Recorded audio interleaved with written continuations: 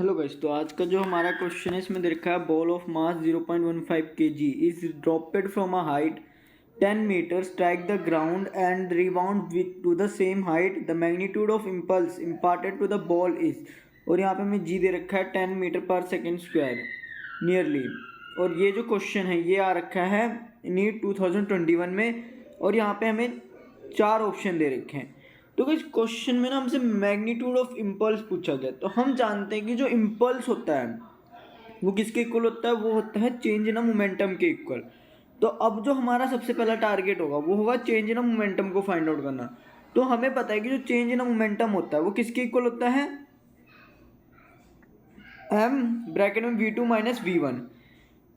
ठीक है, तो हमें पता लग गया कि मोमेंटम किसके चेंज इन मोमेंटम किसके इक्वल होता है। तो गाइस अब हमारा यहाँ पे दूसरा टारगेट हो जाएगा कि हम v2 वेलोसिटी को फाइंड आउट करें और v1 वेलोसिटी को फाइंड आउट करें। तो गाइस अब हम सबसे पहले v1 वेलोसिटी को फाइंड आउट करेंगे, क्योंकि बॉल को ड्रॉप किया गया है 10 मीटर हाइट से। तो यहाँ से हम v1 वेलोसिटी को फाइंड आउट कर लेंगे। तो हमें पता है कि हम यहाँ पे कौन सा फॉर्मूला यूज़ करेंगे, हम ये वाला यूज़ करेंगे formula V square minus U square equal to 2as। अब हमने यहाँ पे सीधा वैल्यूज को पुट करना है। u की जगह हम पुट करेंगे 0, क्योंकि हमें क्वेश्चन में बोल रखा है बॉल को ड्रॉप किया गया है, तो इसका मतलब u क्या होगा 0। a की जगह हम पुट कर देंगे 10 और s की जगह पुट करेंगे 10। तो यहाँ से जो हमारा v आएगा वी स्क्वायर आएगा वो आएगा 200, और यहाँ से जो हमारी v1 वेलोसिटी आएगी वो आएगी 10√2 मीटर पर सेकेंड। तो गाइस जो बॉल है वो ग्राउंड से ना इस वेलोसिटी से स्ट्राइक कर रही है, v1 इज इक्वल टू 10√2। ठीक है, अब गाइस हमें क्वेश्चन में कह रखा है कि बॉल रीबाउंड करके सेम हाइट तक जाती है, यानी कि जब वो ऊपर सेम हाइट तक जाएगी तो इसका मतलब क्या हुआ कि यहाँ जब वो उसकी वेलोसिटी की डायरेक्शन यानी कि v2 पॉजिटिव y डायरेक्शन में हुई, तो यहाँ पे जो इसकी v2 की वैल्यू होगी वो होगी 10√2 मीटर पर सेकेंड। यानी कि गाइस जो v1 है और v2 ये सेम है।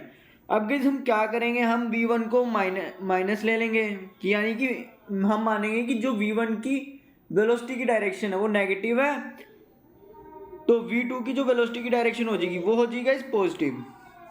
ठीक है, इसलिए गाइस आप आगे देख सकते हैं मैंने लिख दिया है v1 माइनस 10√2 मीटर पर सेकेंड।